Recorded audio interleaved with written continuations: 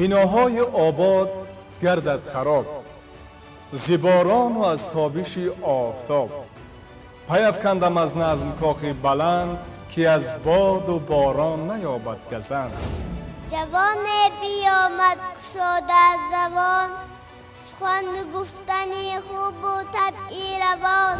کنون ای خردمند وصفی خرد، بدین جایگه گفتن اندر خورد. روحی تا دارو آمد به جای، یکی شد به نزدی نیا مژده داد.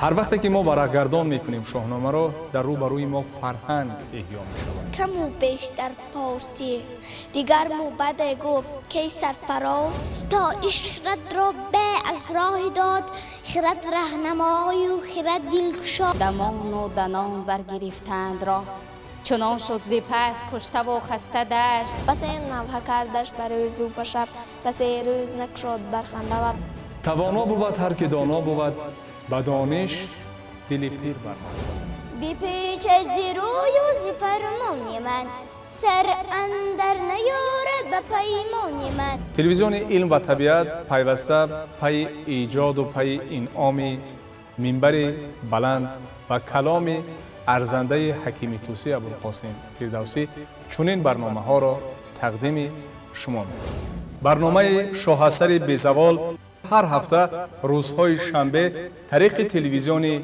علم و طبیعت نمایش داده می شود.